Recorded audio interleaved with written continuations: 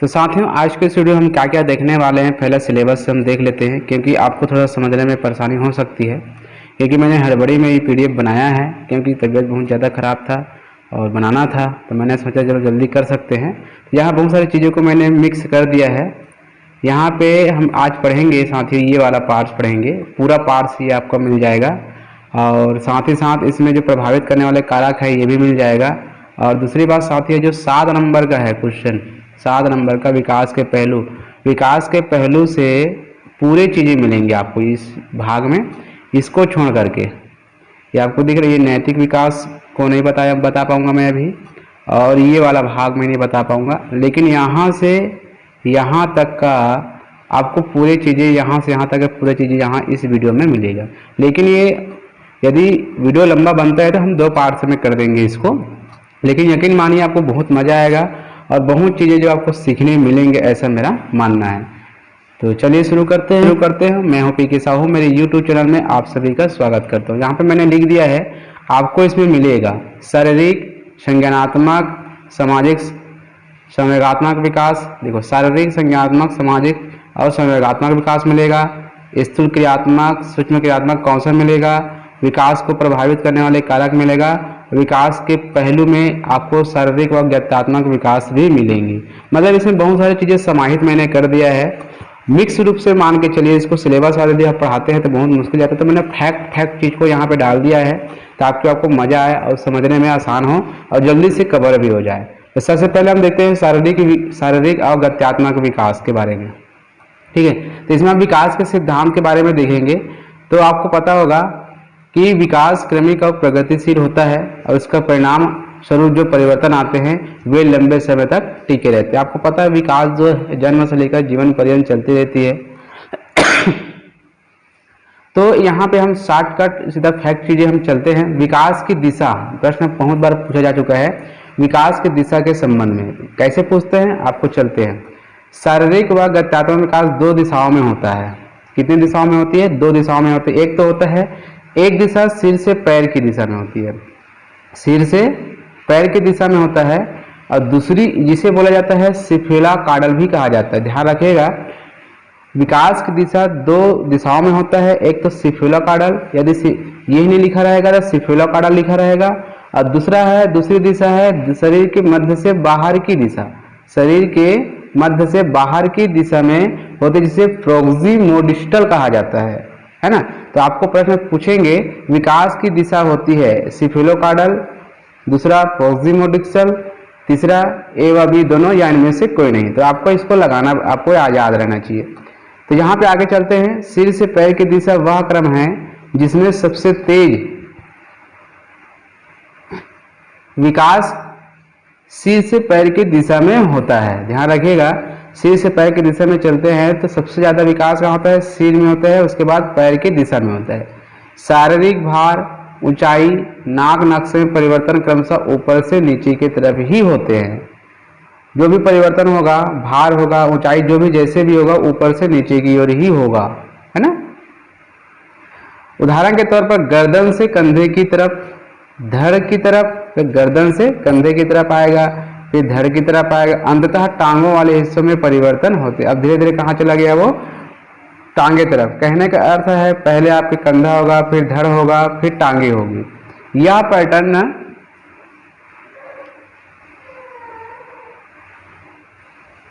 यही पैटर्न सिर वाले हिस्से भी दिखाई देते हैं।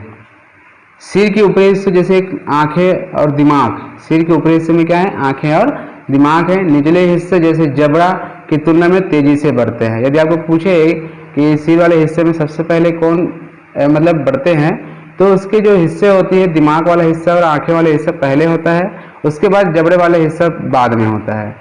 यही सिद्धांत प्रसव पूर्व मतलब क्या होता है? जन्म नहीं लिए रहते हैं उसके बाद और प्रसव उपरांत जन्म के बाद दोनों में भी लागू होते हैं। जितने भी आपको बता रहा हूँ वो प्रसव पूर्व भी लागू होते हैं, गर्भ में भी लागू होता है, और प्रसव उपरांत मतलब जो है गर्भ में आने के बाद, मतलब जन्म लेने के बाद भी यही क्रिया होती है जो मैं आपको बता रहा हूँ। यह देखा गया है कि भ्रूण में सबसे पहले सिर वाला हिस्सा, देखो भ्रूण में सबसे पहले सिर वाला हिस्सा, उसके बाद धड़, उसके बाद टांगे विकसित होती हैं। सबसे पहले सिर वाला हिस्सा होगा, फिर धड़ वाला हिस्सा होगा, फिर टांग। आपको प्रश्न पूछ सकते हैं कि विकास की दिशा में बच्चे के क्रम किस टाइप का विकास होता है, तो पहले सिर, फिर धड़, फिर टांगे। वस्तुतः गर्भावस्था के 8 सप्ताह पश्चात भ्रूण के सिर लंबाई पूरी लंबाई के आधे हिस्से के बराबर हो जाते हैं। गर्भावस्था थी 8 सप्ताह हो गया है ना, तो भ्रूण की जो सिर है, सिर की जो लंबाई है वो पूरे आधे हिस्से का बराबर हो जाता है, मतलब आधा हिस्सा सिर और आधा हिस्सा बाकी शरीर हो जाता है। पूरी गर्भावस्था में अन्य अंगों की अपेक्षा सिर का विकास सबसे तीव्र गति से होता है, लेकिन इसका अभिप्राय ये नहीं है कि शरीर के शेष हिस्सों का विकास साथ साथ नहीं होता। कहने का तात्पर्य ये है कि सिर अपेक्षाकृत अधिक तीव्र गति से विकसित होता है, मतलब सभी विकसित होता है लेकिन सबसे ज्यादा सिर इसका सबसे ज्यादा विकसित होता है ना। उसके बाद देखते हैं संरचना और प्रकारों में वृद्धि एवं विकास सर्वप्रथम सिर वाले हिस्से में होते हैं, उसके बाद धड़, अंततः टांगों वाले हिस्से में विकास होता है। यह सिद्धांत प्रसव पूर्व व प्रसवोपरांत विकास दोनों में लागू होता है, ये आपको ध्यान रखना होगा। जितना भी लाल कलर में दिख रहा है आपको, उसको अच्छे से ध्यान रखिएगा। नेक्स्ट क्वेश्चन देखते हैं, नेक्स्ट देखते हैं शारीरिक व गत्यात्मक विकास की दूसरी दिशा। हमने पहली दिशा हमने पढ़ लिए, अब दूसरी दिशा की ओर जाते हैं। दूसरी दिशा है शरीर के अक्ष से बाहर की ओर। अब शरीर की अक्ष हो गया यहाँ से उसके बाहर की ओर, तो कैसे होगा देखते हैं। इसमें विकास का क्रम शरीर के अंदर से बाहर की ओर होता है। जो अंग मांसपेशियां शरीर के अक्ष के नजदीक होते हैं, मतलब कोई भी ये अक्ष हो गया उसके नजदीक जो होगा, है ना, शरीर के अक्ष नजदीक होते हैं वे पहले विकसित होते हैं, और जो अक्ष से दूर होते हैं वो बाद में विकसित होते हैं। आपको समझ में आ गया होगा कि शरीर के अक्ष से बाहर की ओर क्यों बोला जा रहा है, क्योंकि अक्ष के नजदीक जितना भी जो भी मांसपेशी शरीर में रहता है वो पहले विकसित होगा, फिर दीर्घ विकसित होगा। जन्म पूर्व सिर, धड़, हृदय, उदर जो शरीर के मध्य में स्थित है वह पहले विकसित होते हैं। भ्रूण की बाहें, यहाँ पे देखिए, भ्रूण की बाहें व टांगे जो अक्ष से दूर होती है वे बाद में विकसित होते हैं, और अंगुलियां व पंजे जो बिल्कुल अंतिम छोर पर होते हैं वो सबसे अंत में विकसित होते हैं। यही सिद्धांत गत्यात्मक समन्वय भी प्रत्यक्ष रूप से देखा जा सकता है। सबसे पहले शिशु कंधों की मांसपेशी को प्रयोग करते हैं, बाहों को नियंत्रित रूप में हिला पाते हैं। उसके बाद देखिए मांसपेशियां अक्ष के पास होती है, धीरे धीरे वे कोहनी की मांसपेशियां, तत्पश्चात कलाई की, और सबसे अंत में उंगलियों की मांसपेशी पर नियंत्रण कर पाते हैं। देखो धीरे धीरे जैसे जैसे विकसित होता जाएगा उसी पे नियंत्रण करते जाएगा। तो सबसे लास्ट में क्या है आपका उंगली है, तो उंगली में सबसे लास्ट में नियंत्रण कर पाते हैं। यदि आप शिशु को किसी वस्तु और हाथ बढ़ाते देखें तो यह बात स्पष्ट हो जाएगी कि 3 महीने की बालिका अपने पास पड़ी वस्तु को लेने के लिए पूरी बाहों का प्रयोग करती है। जैसे जैसे वह बड़ी होती है पास पड़ी वस्तुओं तक पहुंचने के लिए केवल कोहनियों का प्रयोग करती है। इस प्रकार किसी वस्तु को उठाने के लिए बालिका पहले पूरे हाथ का प्रयोग करती है, केवल उंगलियों से वस्तु को उठाना वह बाद में सीखती है, क्योंकि पूरे अंग का समन्वय पहले करता है, फिर छोटे छोटे अंश का प्रयोग करने लगता है। मतलब किस प्रकार से पढ़ना है, कैसे किस प्रकार से पकड़ना है, कैसे पकड़ना है, वो बाद में सीखता है। धीरे धीरे इसमें क्या होगा, विकास होगा। विकास के साथ साथ वो पूरे शरीर में समन्वय करना सीख जाती है। ठीक है ना। तो यहाँ पे आप देखेंगे इसके स्पष्ट होता है कि बालिका पहले पूरे हाथ का प्रयोग करती हैं, केवल उंगलियों से वस्तु को उठाना बाद में सीखती है। इससे स्पष्ट है कि बालिका उंगलियों की मांसपेशी जो शरीर के सिरे पर स्थित है, प्रयोग से पहले कंधे की मांसपेशियों जो मध्य के पास होती है का प्रयोग करती है। इसी प्रकार बालिका पंजों पर नियंत्रण करने से पहले अपनी टांगों की गतिविधियों पर नियंत्रण कर पाती है। इन उदाहरणों से मालूम होता है कि बालिका पहले शरीर की बड़ी मांसपेशियों से तालमेल कर पाती हैं, क्योंकि वे अक्ष के समीप है, और इसके बाद वह छोटी मांसपेशियों में तालमेल करती हैं, जैसे उंगलियों और पंजों जो सिरों के ओर होते हैं। इसका सार ये है साथियों कि सबसे पहले जो अक्ष के नज़दीक है वो पहले विकसित होता है। या कोई भी बालक जो है जो पहले विकसित हुए उस पर नियंत्रण करना सीखता है। उसके बाद धीरे धीरे जो है अक्षर से दूर है ना, पैर है, पैर की उंगली हो गया, हाथ हो गया, हाथ की उंगली हो गया, इसको नियंत्रण करना सीखता है। पहले वो बाहों को करना सीखती है, फिर कोहनी को, फिर पैरों को, सॉरी उंगलियों को, इस प्रकार से वो करना सीखती हैं। तो इसको सार यदि आपको पूछें तो सबसे पहले तो मैंने आपको बता दिया विकास की दिशा, सिफेलोकार्डियल और प्रोक्सिमोडिकल, है ना, वो आपको याद रखना है। और किस कौन कौन से पहले बढ़ता है भ्रूण में, सिर, धड़, टांगे, इस प्रकार से आपको याद रखना है। तो यहाँ पर भी मैंने लिख दिया है सिर, धड़, टांगे एक विकास का क्रम है। तो इसी को कभी कभी बोलते हैं भ्रूण युग्मनज या गर्भस्थ शिशु, है ना, ये भी प्रश्न पूछे जा चुके हैं, तो मैंने यहाँ भी लिख दिया है। जन्म के बाद धड़ की वृद्धि तीव्र गति से होती है। जन्म से परिपक्व होने तक सिर का आकार 2 गुना व 3 गुना हो जाता है। बाहें और हाथ 4 गुना, टांगे की लंबाई 5 गुना हो जाता है, ध्यान रखिएगा, जन्म के बाद। नेक्स्ट देखते हैं, चलिए। जन्म से पूर्व सिर, धड़, हृदय और उदर जो शरीर के मध्य में स्थित होते हैं वह पहले विकसित होते। जन्म से पूर्व जो यहाँ 2 प्रकार के हमने पढ़े हैं, सिर से पैर की ओर और अक्ष से बाहर की ओर। तो यहाँ पर ठीक है ना, ये सारी चीजें आपको याद रखना है। अब आता है गत्यात्मक कौशल, वेरी इंपॉर्टेंट है ना, वेरी इंपॉर्टेंट है ये। बच्चों के साला पूर्व वर्ष गति, बल और समन्वय में वृद्धि के कारण विशिष्ट होते हैं। इस समय उनकी हड्डियां मुलायम और शरीर लचीला होता है, जिससे वे और अधिक कौशल सीखने में समर्थ होते हैं। वे नए नए कौशल सीखते हैं, निरंतर अभ्यास करते हैं। बच्चे कई शारीरिक क्रियाएं में भाग लेते हैं और अन्य बच्चों के साथ अधिक अंतःक्रिया करते हैं। उनके शरीर और क्रियात्मक कौशल उन्हें अधिक स्वतंत्र बनाते हैं और इन कौशलों के प्रयोग से बच्चे अपने वातावरण को समझ पाते हैं। गत्यात्मक कौशल को 2 भागों में बांटा गया है।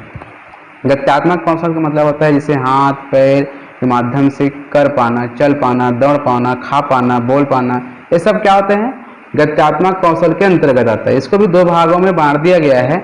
एक तो है स्थूल गत्यात्मक कौशल और दूसरा है सूक्ष्म गत्यात्मक कौशल।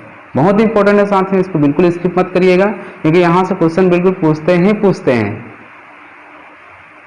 चलिए, स्थूल गत्यात्मक कौशल को पहले देख लेते हैं। स्थूल गत्यात्मक कौशल है ना, विकास के फलस्वरूप बच्चे शरीर गतिविधियों का नियंत्रण एवं समन्वय सीखते हैं, जिसमें गतिविधियों को कर पाने में शारीरिक संतुलन, गति नियंत्रण कर पाने में समर्थ हो पाते हैं। तो स्थूल क्रियात्मक कौशल है चलना, दौड़ना, कूदना, पैरों से प्रहार करना, ठोकर लगाना। मतलब स्थूल शब्द जैसे आ गया तो आपको ये समझना है कि वो पैरों से होने वाली क्रियाएं, टोटल पैर, जैसे चलना भी पैर से हो रहा है, दौड़ना भी पैर से हो रहा है, कूदना भी हो रहा है, पैरों से प्रहार करना भी हो रहा है, ठोकर मारना भी है। तो जितना आप जो है पैरों से करते हैं वो स्थूल गत्यात्मक कौशल के अंतर्गत आता है।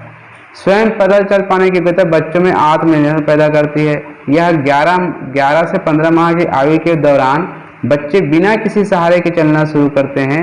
जब बच्चे पहली बार पैदल चलने का प्रयास करते हैं तो उनके दोनों पांव एक दूसरे के पास न पड़कर अधिक दूरी पर पड़ते हैं। बिल्कुल सही बात है। 16 से 18 माह के होने पर चलते हुए किसी मेज या कुर्सी को धकेल सकते हैं। चलते हुए खिलौने, अन्य हल्की वस्तु को उठा लेते हैं। 18 माह की आयु के आसपास छोटे मोटे इधर उधर खिलौने हटाकर चलने के बजाय उनको लांग कर चलते हैं। लांग कर चलने में उन्हें ज़्यादा मजा आता है। अगर पालना फर्श पर रखा हो तो बच्चे स्वयं से निकाल सकते हैं। वही फर्नीचर से जो बच्चे के लिए बाधा था उन्हें चुनौती बन जाता है। वे उसके ऊपर चढ़ते हैं और धकेलते हैं। 2.5 साल के बच्चे पैदल चल लेते हैं। 3 वर्षीय बच्चे पीछे की ओर चल लेते हैं। पैदल चल पाने में माहिर होकर वो दौड़ना शुरू कर देते हैं। 19 से 24 माह मतलब 2 वर्ष की अवधि के अंतर्गत बच्चे किसी हाथ को पकड़कर सीढ़ियाँ चढ़ने लगते हैं। हालांकि वे घुटनों के बल चलकर स्वयं सीढ़ियाँ चढ़ उतर पाते हैं। खेल में बच्चे सीढ़ियाँ या बॉक्स पर चढ़ते उतरते हैं और इन्हीं प्रक्रियाओं के दौरान कूदना सीख जाते हैं। प्रारंभ के प्रयास से बच्चे कूदने के एक पांव तो उठा लेते हैं, परंतु दूसरे पांव को उठाने में घबराते हैं। इसी कारण दोनों पांव उठाकर कूदने के बजाय ऊंची सतह से माथ पर उतरते हैं।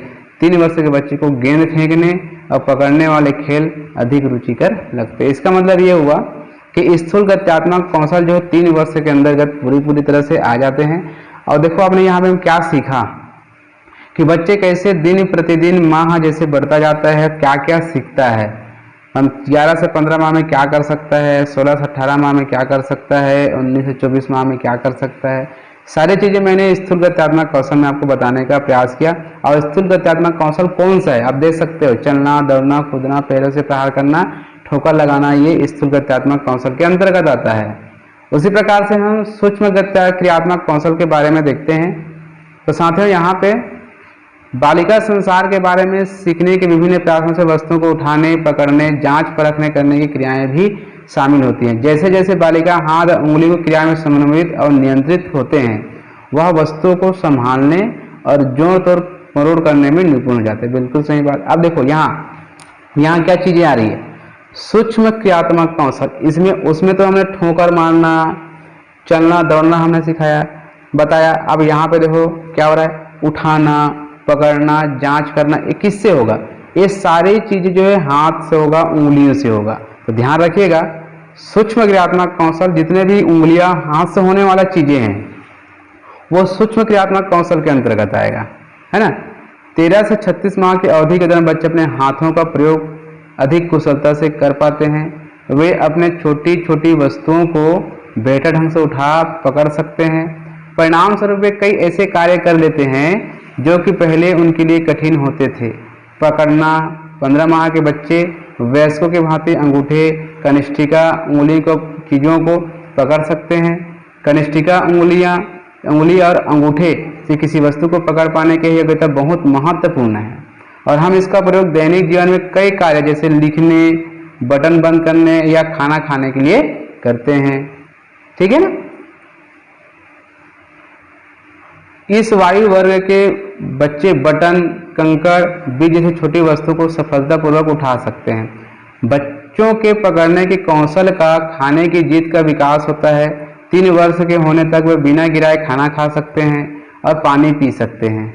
13 से 36 माह के बच्चों को कागज पर रंगीन पेंसिल, शारीरिक गतिविधियों में भी आनंद आता था। तथापि शाला पूर्व अवस्था में प्रवेश करते ही बच्चे अपने लिखाई को नियंत्रण करने का प्रयत्न करते हैं और लिखे हुए चिन्हों तथा आसपास की वस्तुओं से संबंध ढूंढ निकालते हैं। रंगीन पेंसिल से बनी लकीरें और बालिका के लिए कागज पर बने निशान ना होकर अर्थपूर्ण हो जाते हैं। ठीक है। तो सारी चीजें नहीं पढ़ा के मैं डायरेक्ट आपको ये बताता हूँ कि स्थूल क्रियात्मक कौशल तो ये हो गया आपके सामने। यहाँ पे जो दिया है वो सूक्ष्म क्रियात्मक कौशल है। वस्तुओं को पकड़ना, उठाना, जांच करना, परखना, बटन लगाना, चम्मच गिलास पकड़ना, स्वयं हाथों से भोजन करना आदि, ये सब क्या है, सूक्ष्म क्रियात्मक कौशल है। तो इसी को आपको ध्यान रखना है कि सूक्ष्म क्रियात्मक कौशल में धीरे धीरे बच्चे जो है 36 माह तक के आते आते, मतलब 3 साल के आते आते तक के वो सारी चीजें कर पाते हैं। कौन सा, ये चीजें कर पाते हैं। अब ये हो गया आपका स्थूल क्रियात्मक कौशल ऊपर वाला, नीचे वाला हो गया सूक्ष्म क्रियात्मक कौशल। ये आपको ध्यान रखना है। तो क्या क्या कर पाते हैं, स्थूल क्रियात्मक कौशल मतलब पैरों से करने वाला, और सूक्ष्म क्रियात्मक कौशल मतलब हाथों से और उंगलियों से करने वाला क्रिया है। ये आपको ध्यान रखेंगे तो जो भी प्रश्न आएंगे आप आराम से बता सकते हैं।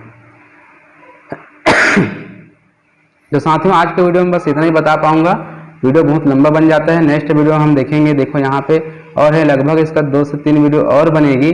तो बिल्कुल आप ध्यान से देखिएगा, समझिएगा। इससे संबंध में हम जो है और जो है क्वेश्चन आंसर लेके आएंगे आपके सामने। तो दोस्तों यदि अच्छा लगे तो लाइक, कमेंट, शेयर अवश्य करिएगा। Thank you.